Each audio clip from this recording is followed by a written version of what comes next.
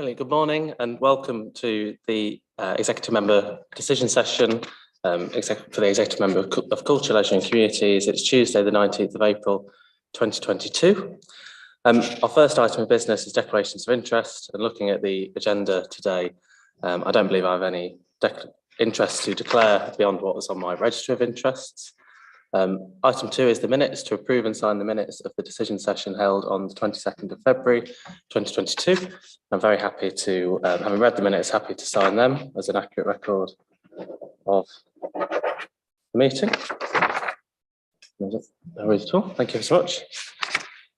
Item 3 is public participation. We've not had any written correspondence, but we do have a member of the public registered to speak. So Councillor Kilbane, obviously you're well versed in this. Good morning, I hope you had a nice bank holiday weekend. And given you're our only public speaker today, I won't bother timing you, and over to you.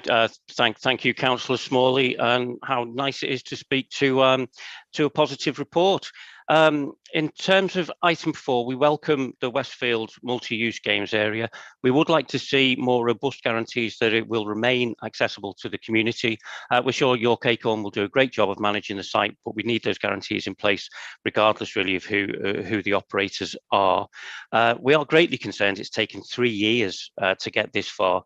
And during that time, antisocial behaviour in the Westfield ward has grown to the point where we can fairly safely say it's now out of control, with residents suffering greatly. The local Lib Dem councillors seem to have done little or nothing to address this issue. In fact, even ignored Labour councillors' offer for cross-party multi-ward projects to tackle the problem. And in fact, I think you yourself, Councillor Smalley, voted against a Labour proposal to fund antisocial behaviour teams working in the area. So we trust that this investment is the spur that Lib Dem councillors need to get their act together on antisocial behaviour, particularly in the Westfield ward. With item 5, York's welcome to Ukrainian refugees. We welcome the scheme. We echo Archbishop Stephen Cottrell's phrase over the weekend that there is no such thing as an illegal asylum seeker. We sincerely hope you have more success with bringing Ukrainian refugees to York than we did with Afghan refugees recently. We do urge the council to ensure proper and appropriate DBS checks are carried out and follow the United Nations advice not to house female refugees with single men. We estimate the project will bring about £1.6 million worth of funding with it. So as well as funding Migration Yorkshire, City of Sanctuary and the grant arrangements, do you know, as exec member, have a clear idea of how the rest of the money will be spent? So, for example, will it be directed into adult social care or children's services, public health, etc.? We ask that all the money that is spent on the programme is publicly accounted for, and similarly grants to community groups involved in the project should be, we think, an exec member decision. The reason for this is obviously to resist the temptation of using any of the funds to plug some of the black holes that exist in the budget, but more than ever, we need to be certain that there's public accountability for where the council is spending its money so that it's spent in the right place.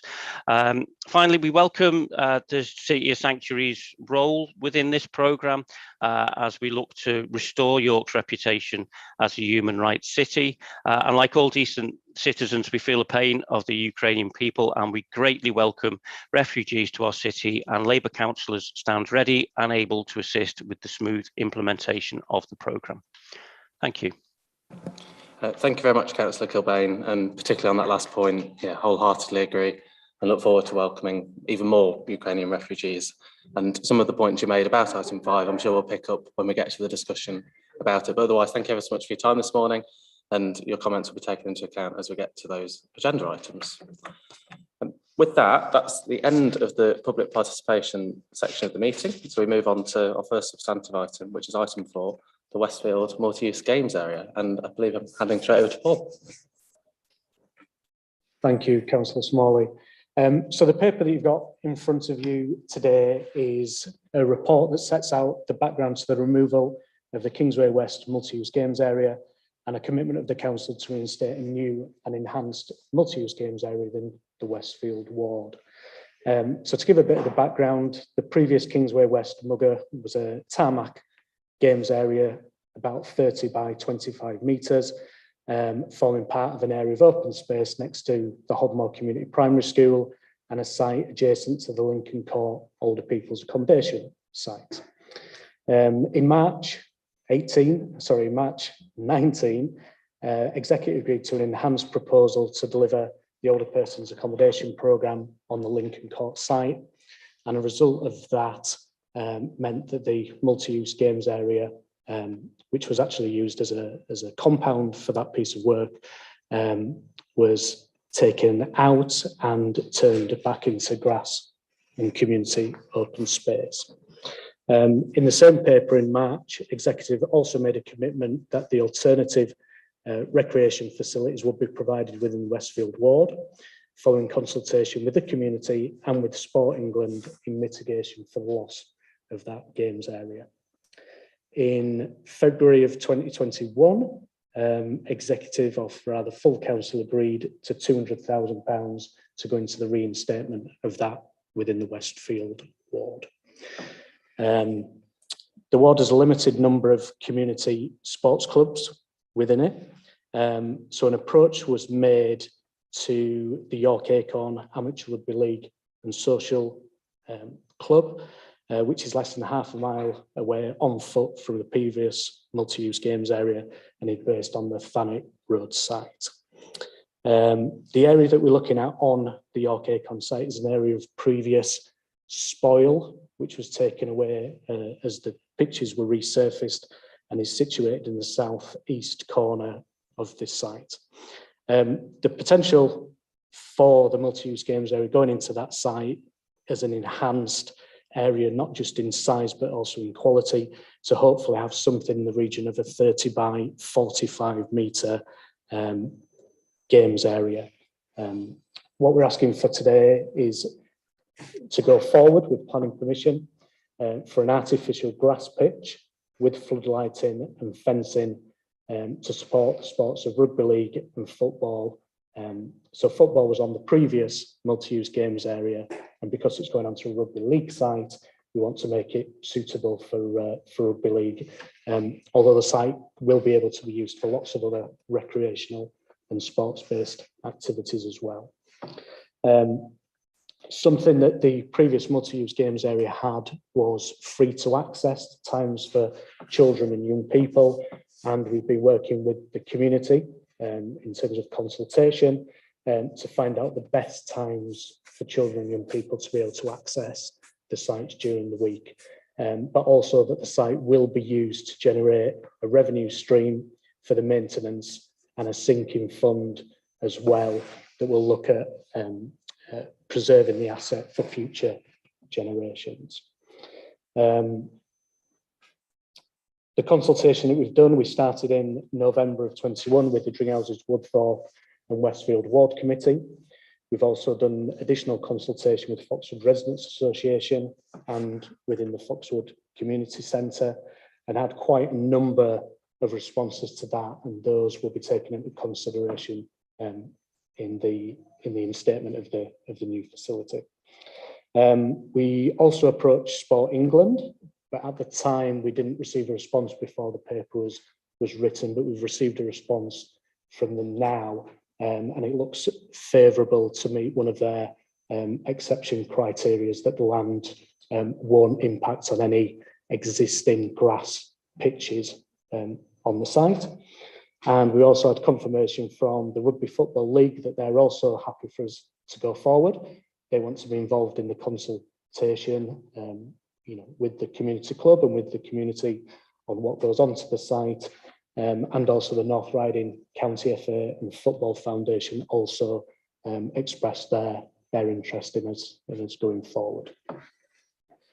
So the options we have for you today is, as exec member, is to give the delegated authority to apply for planning permission, and for the Assistant Director of Customer and Communities, in association with the Director of Governance, to appoint the contractor to undertake the works in accordance with the contractual procedural rules, subject to the project being deliverable within the available budget.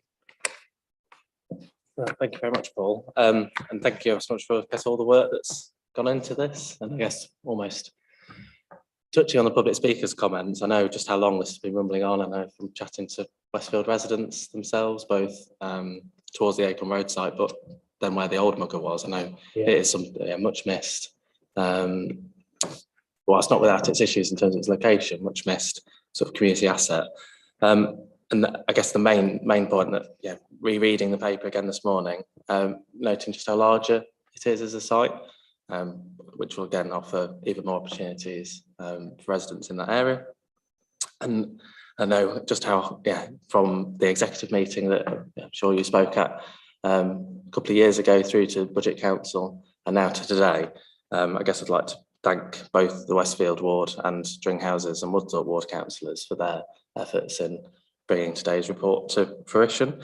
And then thank you again for all the consultation work, both at the Ward Committee meeting, but then obviously with local residents as well. It's unusual to have a new site as large as this going in without lots and lots of residents here with concerns and objections and things like that. So I think it's that's a sort of demonstration really of how welcome this investment is and how we found almost the perfect location for it in many ways. So with that, I guess another thank you. I know it's not just yourself but your whole team for everything that's gone in over the years since the removal of the previous mugger, and look forward to seeing sort of the JCBs roll onto site and the mugger getting built. And so with that, I guess I have no further questions. And so happy to approve on page 5, option 1, and then the full recommendations as listed on page 1 as well of the report. So thank you ever so much, and thank you for all the work that's gone into it. Thank you. With that, that's the conclusion of item 4. And so item 5 is York's welcome to Ukrainian refugees, and handing over to Charlie. Thank you very much. Just an update in terms of numbers. We now have 29 Ukrainian guests arrived in York. Numbers are starting to build, albeit slowly. I understand that a number of visa applications have been granted over the weekend, and that 3 more groups now have permission to travel and are planning to travel to York this week. So numbers are starting to grow, albeit it is quite a slow process of those visas coming through.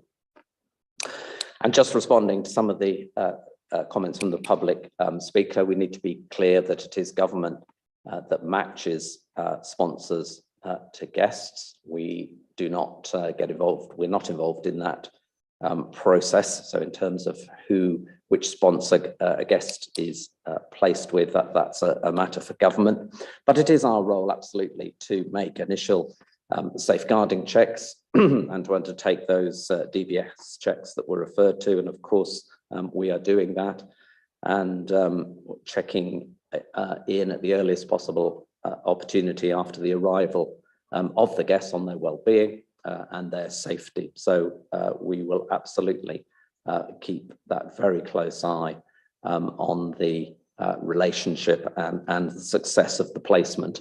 And it is our role to work with the sponsors and the guests to ensure that placement works over time.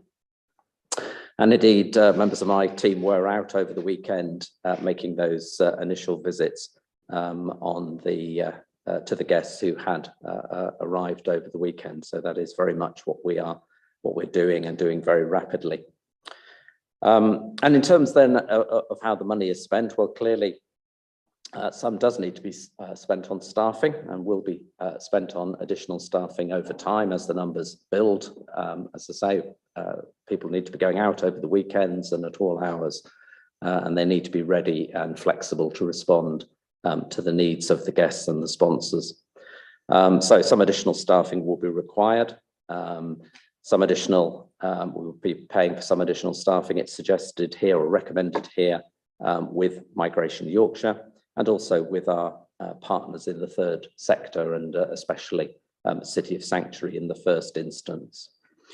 Then funding will need to be used to make some direct payments to the guests. and to support their individual needs. And we have some flexibility around how we use the funding to do that. And thirdly, we will need to use funding to make some sort of cross-cutting provision for the guests as a group. So, for example, that might be to fund English as a second language tuition, or any other kinds of provision that benefit all of the guests. And to support their individual needs, we have some flexibility around how. It's all right. So what I think we can say with absolute certainty and clarity is that all the funding will be used directly for the well-being of our Ukrainian guests, for their well-being, for their safety, and to help their integration into life in York. It won't be used for any other purpose. It's certainly not going to go into any black holes. Whilst expenditure will often need to be made very, very rapidly to respond to people's needs and with the minimum of bureaucracy, I would suggest, nonetheless, I think we can absolutely say there will be full transparency. We will account for how the funding is used, and we'll be able to account for every penny of how it is used. So there will absolutely be transparency around it. So I think those are probably the key points at the moment. I think clearly there is a lot that is not yet fully known. Guests only started arriving over the last sort of week or 10 days. And we need to understand what their needs are. We can't just assume what needs they will have or how they will want to integrate in life in York, or what their state of mind will be and how they'll be feeling when they get here. And we need to find that out, and we need to respond in a very flexible and person-centered way to their particular circumstances. So I think a lot of exactly how the scheme will develop needs to be teased out as we meet our guests and understand their requirements. Thank you so much, Charlie. So good we had your choice. Some bits. No, thank you so much, and thank you for all the work that's gone into this. I think it was important to have this sort of agenda item today, so we can flush out as much information as possible. If it wasn't for, I guess, this paper today, it's still for the public and for the press, very much sort of smoke and mirrors. And whilst we don't have answers to everything, actually this is a really sort of concise paper talking about the current position, next steps, and what we're doing as a local authority. And I did make a list of what Councillor Kilbane had asked, and I've ticked every single one off. So thank you so much for answering all of those questions. I guess I'm just going to ask, I know obviously we've already had arrivals. Do you know if the thank you payments are already, I guess I know they're in arrears, but to what extent is that delay there? Do you know? Yeah, the thank you payments are made at the end of the first month. So I don't think none will have gone out yet. But yeah, they're paid at the end of the first month, and a schedule is being created of all the sponsors to make those thank you payments. Yeah, no, that's really helpful. Thank you so much.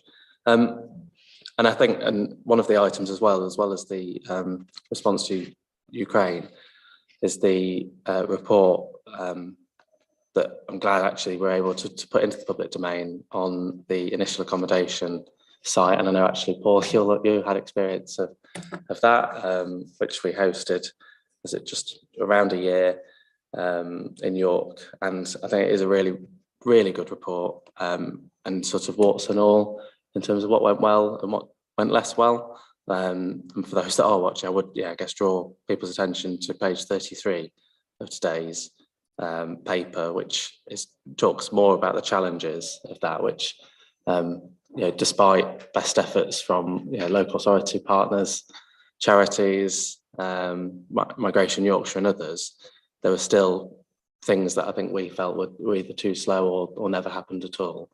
And whilst the government again has reiterated its commitment to stop using hotels, they've done that previously to our hotel even opening. So sort of hold my breath in terms of how long it does actually take for them to stop using hotels as initial accommodation sites. And I think going back to, I guess, referencing what Councillor Cobain said, indeed, in terms of York's response, yeah, it is always heartwarming to see, whether it's on social media or in the press, or even on the doorstep, actually. York residents' overwhelming generosity, kindness, and warmth to those that are fleeing Ukraine and wanting to come to York through either the Homes for Ukraine scheme or any other route to the city. And thank you, I guess, to those who have registered already with that scheme and those who continue to wait nervously. And I think there's some out there waiting that, you know, understandably rushed out and bought extra supplies and are, you know, very, very eager to help and host those families. And like you've said already, we are limited as a council, and all councils are across the country, in how we can speed that up. But through our partnership with City of Sanctuary, Refugee Action York and others, yeah, I'm very confident sat here today that we are, yeah, in the best possible place. Recognising again what you've said, Charlie, about being able to respond flexibly. Both the Afghan resettlement schemes and the initial accommodation scheme have presented things that, or issues or concerns that weren't, you know, on anyone's radar at the start of the schemes. And so it's right that we, yeah, hold back, not necessarily hold back, but use that funding to the best possible effect as and when needs arise. I think I've covered all of my notes, and, yeah, understandably, except for that question on thank you payments. Every other question I have isn't really for you, Charlie, but more for those at the Home Office and in Whitehall. So I won't go through them. But yeah, otherwise, just thank those that have registered, to welcome again anyone from Ukraine that's seeking sanctuary in York. You're always forever welcome in our city, and hopefully, when this conflict ends, many York residents will be visiting Ukraine and enjoying that fabulous country. With that, I'm very happy to agree the set of recommendations on page 21 of paragraph 4, noting the actions currently being taken, agreeing the funding to City of Sanctuary, agree the grant arrangements that have been set out, and agree the arrangements with Migration Yorkshire. So very happy to approve all those recommendations sort of as listed, and the paper as a whole. And thank you, Charlie, and actually thank you, the housing team. I know they've come in for particular praise at the moment for their speediness in assessing homes. And thank you to, yeah, the whole communities team and housing team for everything they continue to do. With that, our final item is urgent business, item 6. I don't have any urgent business for today's decision session. So thank you everyone who's made this decision session possible, and to Paul and Charlie for presenting the reports. Hope you have a good rest of the day.